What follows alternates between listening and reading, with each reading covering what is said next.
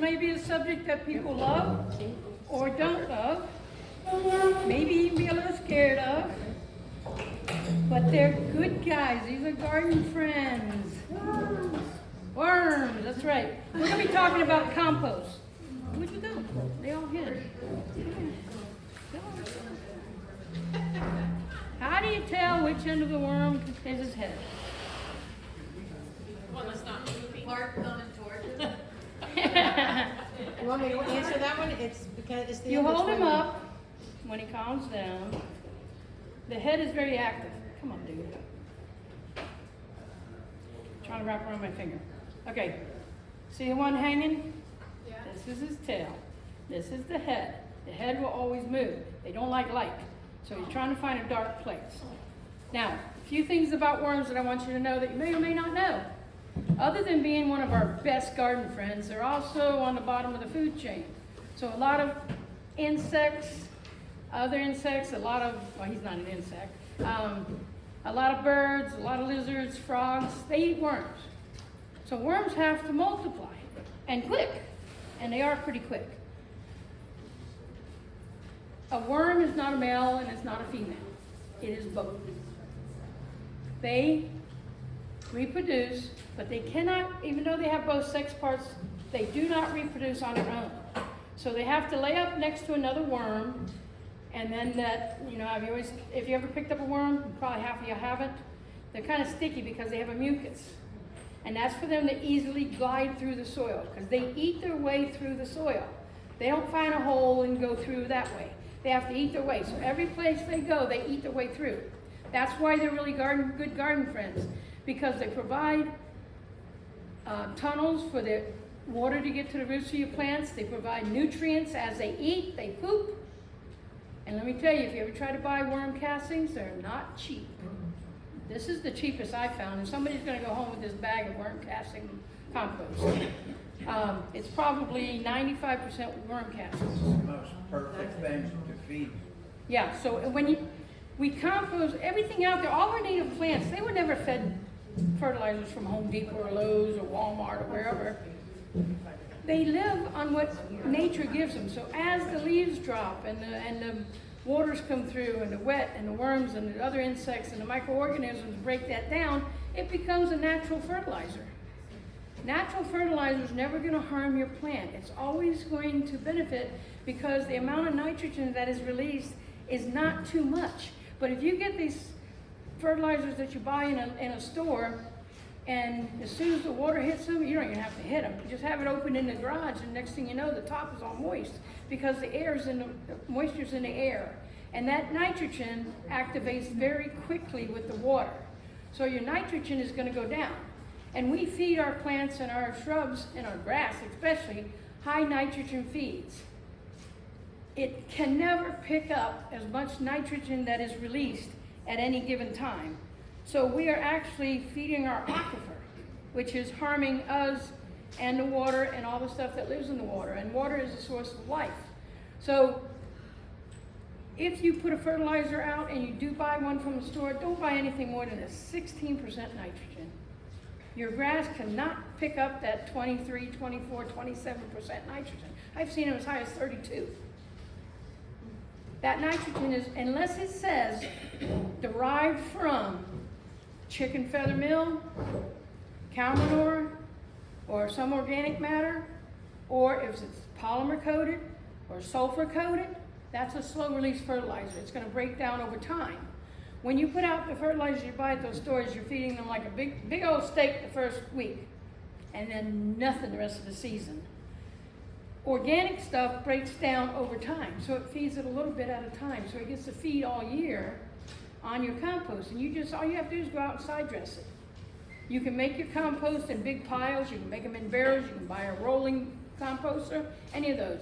Just if you do those type of composting, make sure that you put browns and greens. 3 to 4 layers of browns, 3 to 4 layers of green, 3 to 4 layers of brown, 3 to 4 layers of green, to about 3 feet. The heat's going to heat up in the middle because of the microorganisms breaking all that down. And as it breaks down, you'll be able to utilize it. But there's some things you never put in a compost, not in a pile, not in a worm bin. No meat byproducts, no breads. no dairy, no oils. That's all bad. You're gonna bring maggots, you're gonna bring other insects, you're gonna bring raccoons and armadillos and everything looking for that food source that they're smelling. Because they have high sensitive noses that can smell a lot. So this type of organic matter is breaking down, and that's natural, so they're used to it. But when you use worm composting, this is pure. Where'd my bag go?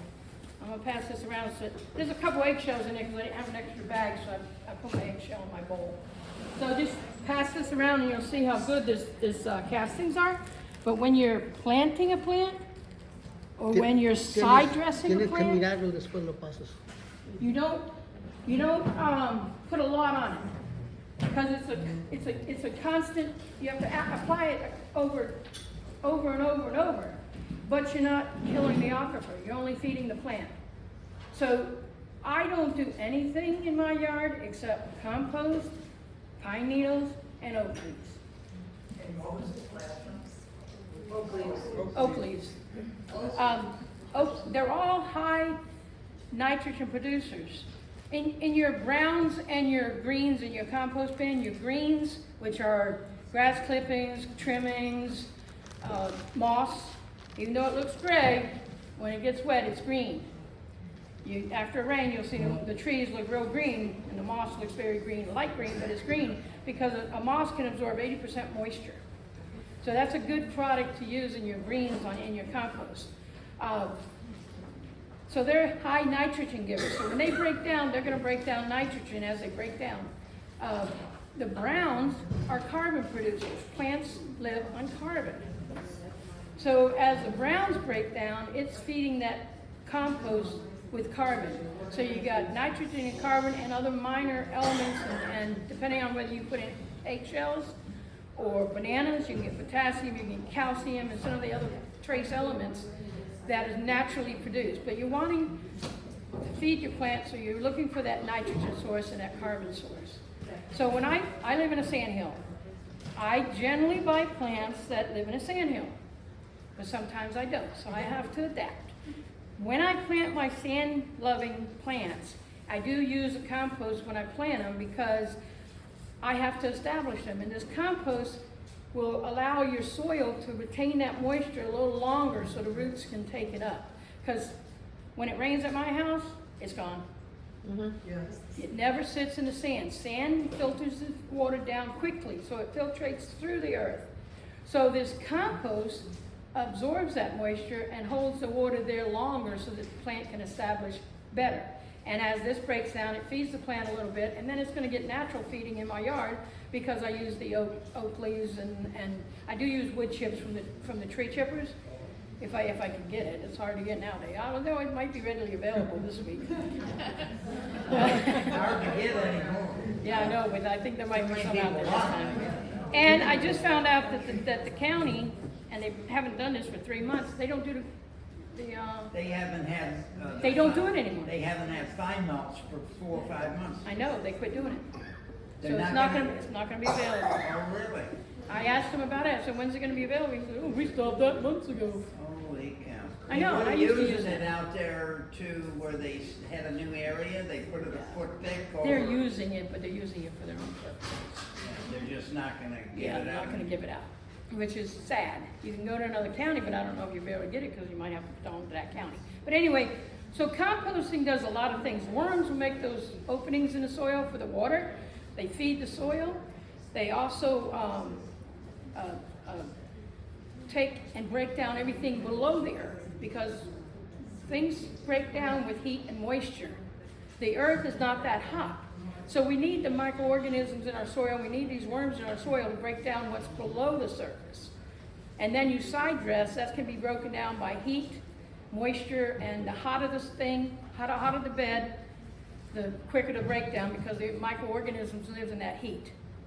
So if you don't want to worm compost and you don't want to compost, just throw your oak leaves and your trimmings and cut them up smaller and throw them in a black bag. Put water in it and go buy one of those stupid bags of high nitrogen fertilizers and throw 2 or 3 hands in there, tie it up and leave it sitting somewhere in the shade for 3 months. You will have leaf mold, which is second best to compost.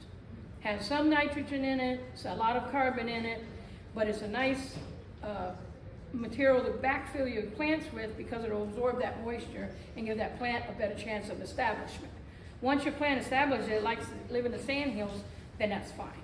So, what was it, 3 weeks ago, 3.5 weeks ago? Yep.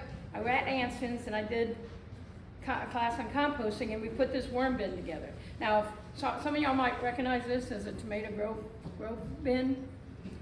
I like it because it doesn't have holes in it. I have it in my kitchen. My dog's very curious about it, but I have to put a board on top of it.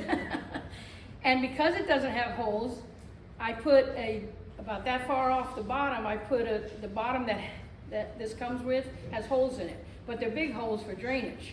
So I put a screen over the top of that so my worms don't fall into the water. Because another thing about worms is they breathe through their body. They don't have lungs like we do. They absorb moisture and air through their body. That's why a worm can drown. After a rain, you'll find them on your concrete driveway because they had to get out of the soil because they would drown. They just forget to get back in the soil before the sun comes up and cooks them.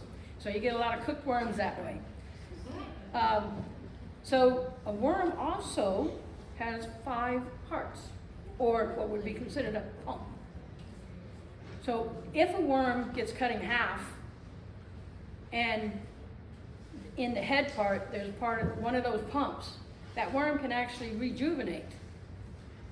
Not a real easy way of propagating your worms, and probably a lot slower than letting them do it on their own. So I would let them do it on their own. So we put this bin together, and what we did was we took a number of materials. They came in a pound of worms, which is $30. I didn't know it was going to be $30, but that's fine because I have a lot of worms, and I'm sure I have a lot more now than I did 3 weeks ago. So when the worm, if you look at a worm, and these are red wigglers. Red wigglers and yellowtails are your best composting worms. They can out-compost those What's a night yellowtail crawlers. look like? They're small. This worm right here, and you can hardly see him. Do they stay small?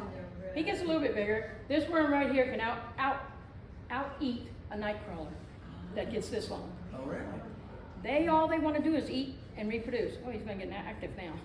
And that's, if I was gonna order them, that's called You can go, yellowtails. okay. This is a place called Rabbit, etc. ETC. They're out of Brooksville. This bag of compost is $12. Actually, worm passings is $12. It's 50 pounds. The worms, for a pound of worms, is $30.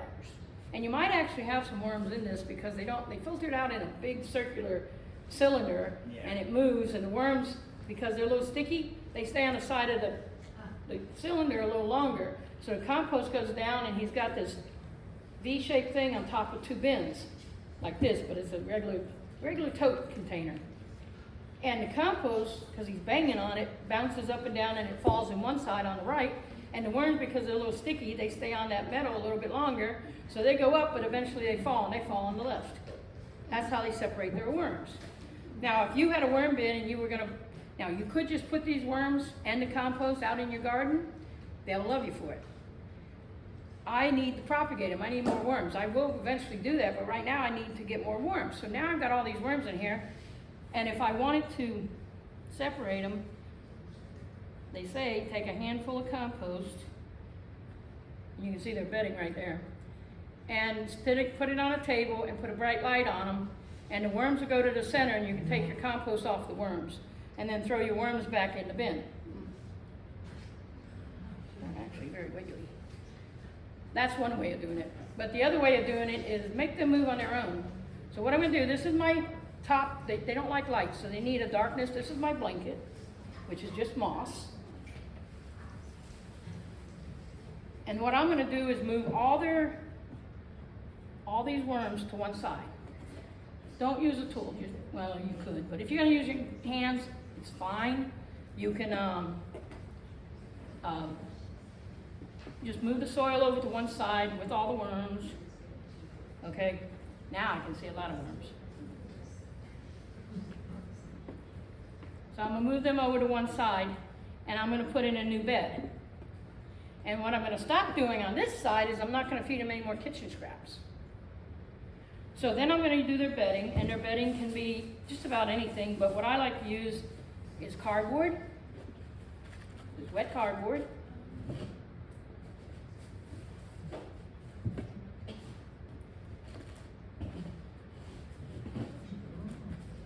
And they'll eat this. But what they also do is they'll roll up between these corrugated areas. When the worm gets pregnant, shim, she, him, whatever you want to call them, when they become pregnant, they have a little band back by their, it actually starts at their head, and as the babies grow, that band moves down the body and eventually has to fall off. And when it falls off, because it's so tight on the worm, it'll be a little ball. So it's a baby casting. There could be up to 50 worms in that little ring. So they have to get that ring off before they get too big, or they won't be able to get it off. So they crawl up against roots of plants, into corrugated paper, wherever they can rub against to knock that ring off. So that's why I use cardboard. Then I use newspaper. This is just wet. Everything has to be wet. Yeah. Not too wet. You don't want your worm bin sloppy, but you don't want it, Damn. yeah, it can't be dry. And then shredded papers. This is all the bills I pay. Eat it away. I just got rid of my debt. Was that shredded paper you put? It's from a shredder. It's from a cross-cutting shredder. Yeah. Depends on your shredder. I like this because it's really, very small. And you just make layers of that on top of the cardboard between the paper.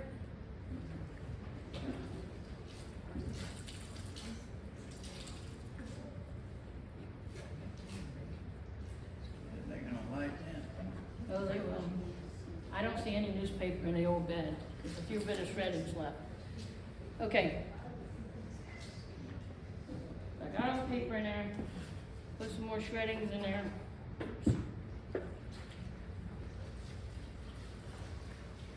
And I just, like I said, I haven't even looked at this bin since I left Anson's around 19th or something, 20th, until tonight. And I was surprised. The only food left is the mango seed pod and a potato that I didn't cut up.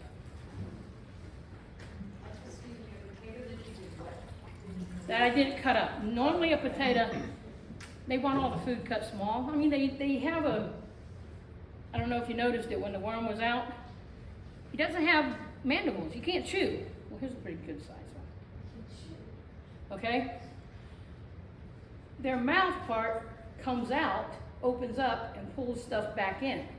And they have a gizzard. So that's why the sand helps them. They have to eat sand to keep the gizzard working right. And that digests all that stuff they feed on. So he just has a tube for a mouth part. Okay? This is the full size of a red wiggler. Yellowtails are a little bit smaller, but they have a brighter yellow tail end. Never heard of them before. You can get them at bait shops. You can get them down there in Brooksville, where I got mine from. I don't know that you can buy less than a pound of worms. You can get them at Walmart's now. You can get them at Rural King, and you can go to any bait shop. They don't.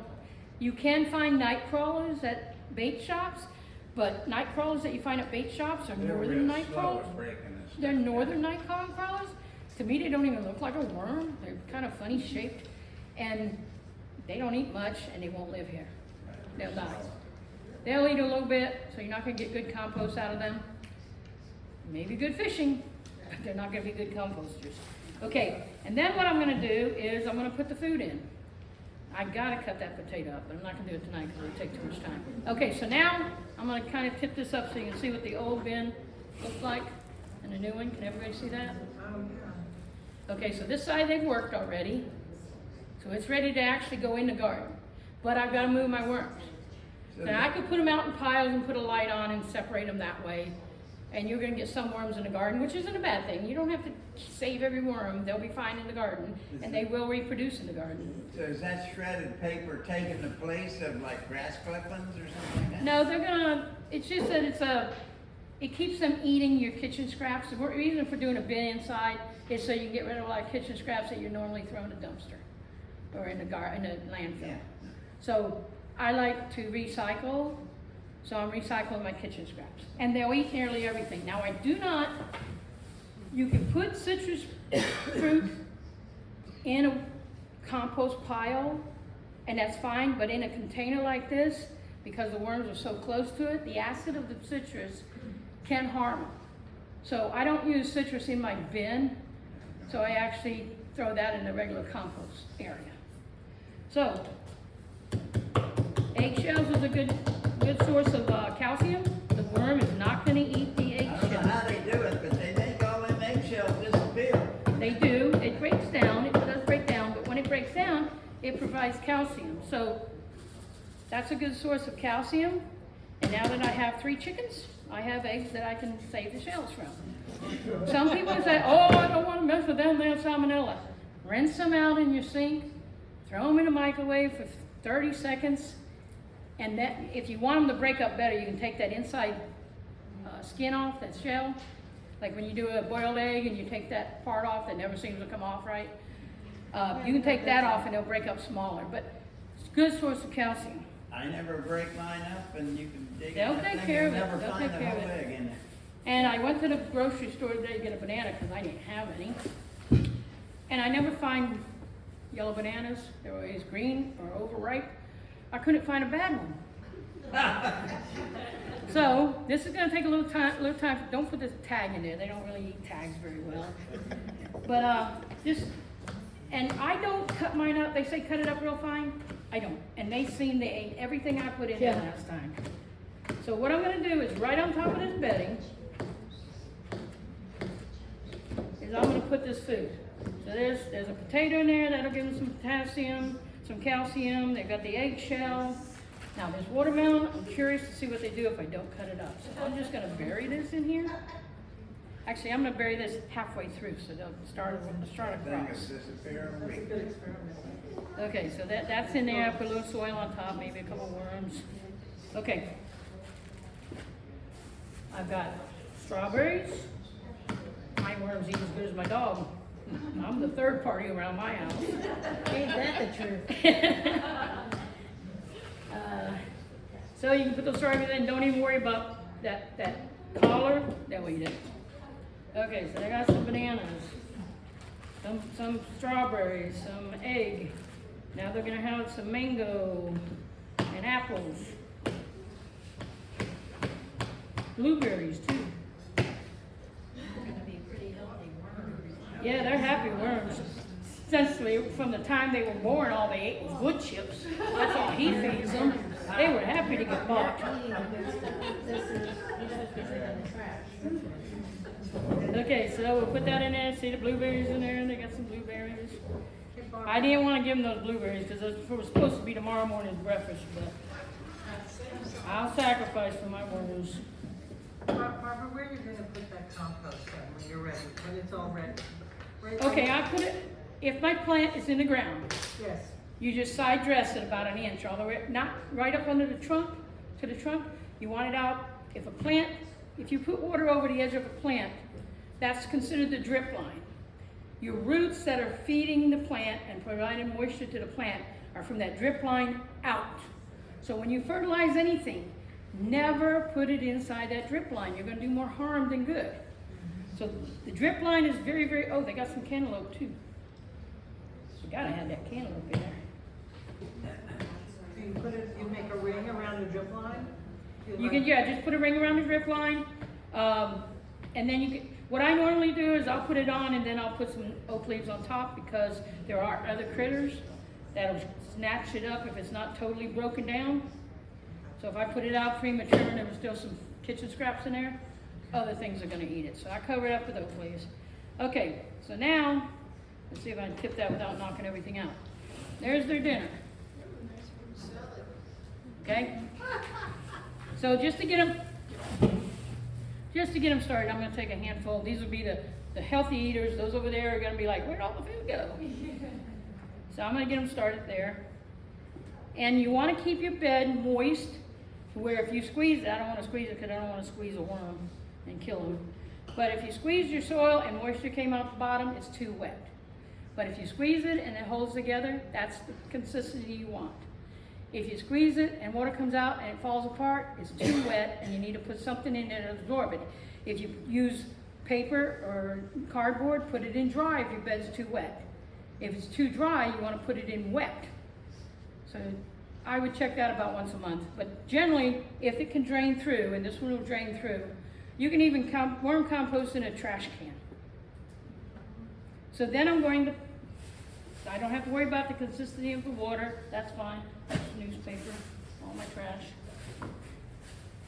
Okay, then I put the blanket back on because they don't like all this light. And I use moss. Some people can use an old rug, but they'll eventually eat that old rug. Yeah, we will need that room.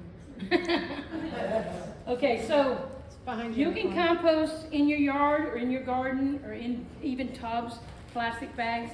This is one that Gail gave me, and this is palm fronds, totally broken down into a compost. So you can look at that. So you can do it in many, many ways. I just like the idea of the worms because eventually they're going to come out. Can you tell what that is? She knows. So Son hojas de this palmera. this will feed long term, and all these kitchen scraps that makes a mess in your garbage, and if your bag breaks on the way to the trash can, you don't have to pick it up. They're going to eat it for you. No meats, no breads, no dairy products, no oils. Goes in your bin. It has to be undercover, so can't get rained on. Oh, if you have it outside, you want to make sure it drains out the bottom. So you put drain holes in here, but have a solid cover, either plexiglass. I'm using a piece of plywood now, but that's because Charlie keeps taking the bedding out, and he's my dog. So he's real curious about these worms. So is there any questions? Yes, ma'am. Coffee? Oh yes. Coffee, grounds, tea bags. You can even throw the whole bag in, take the staple off. I don't think a worm wants to reach out there and grab a little staple that holds that string on your tea bag. But they will eat that tea bag. So that's a good source of nitrogen. So, does anyone have a question about a particular food product? You can put all kinds of vegetables in there. I just happen to have, my vegetables are generally frozen, but my fruits are always fresh, so they generally have a fruit dinner. I don't think you covered it, but you did say something about if the worms get cut in half. Can you dispel the notion about 2 worms for every, cut in half worm? Well, you won't get 2. They can't rejuvenate their head. They can rejuvenate their tail. Just like when a lizard loses his tail, they do that for a reason. Whatever's chasing him, whether it's a bird or whatever, he drops his tail has a nerve in it, so it keeps flopping around and the lizard takes off because the bird's gonna go after the tail. But it won't grow back. They look funny growing back, but it does grow back. So that's why, it's like I said, it's not a good way of propagating worms, just like leaving your tools in the garden is not a good way of getting another pair of clippers. The only way you're gonna do that is go down to the grocery store, in a hardware store. Yes, ma'am. What about keeping them outside? Is it too hot in summer? Keep them in the shade. If they're in the shade, then They'll be cooler, depending on the depth of your bed, of your worm bin. It's gonna stay a little bit cool, but I would say keep them in the shade because if you don't monitor the moisture enough with all that heat, you might get too dry and your worms will dry out and die. The other thing is make your worm bin, and if you don't want to take care of the worms after that, throw them out in the garden and they'll make their own bedding and find their own food. So, yes ma'am? Are they native? No.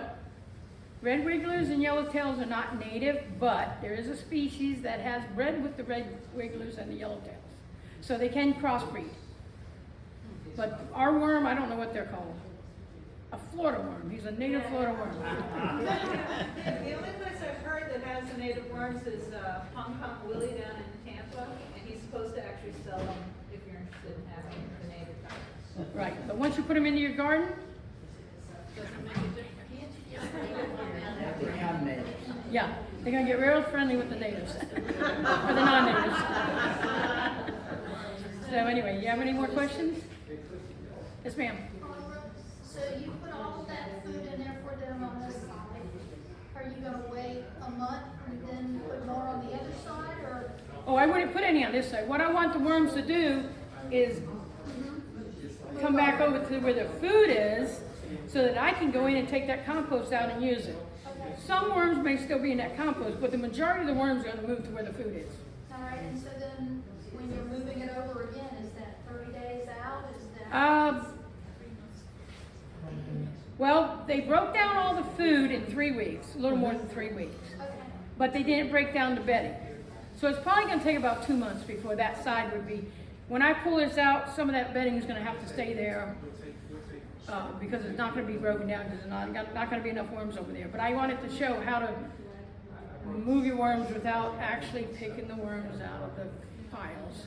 Which, if you got grandkids and kids, they love doing that. So you just put on a lamp and piles of worms, compost pile, pile, pile. Just make sure that the pile's in the middle of the table, or a lot of the worms will be on your floor. Because they're pretty wiggly, and then once they start wiggling around on that table, they're gone. Thank you. So, any more questions? Did anyone learn to love a worm? They are your friend. I'll guarantee you, they are your friend. They do no harm. They're not like other bugs. So, all right? Thank you, Barbara. Thank you.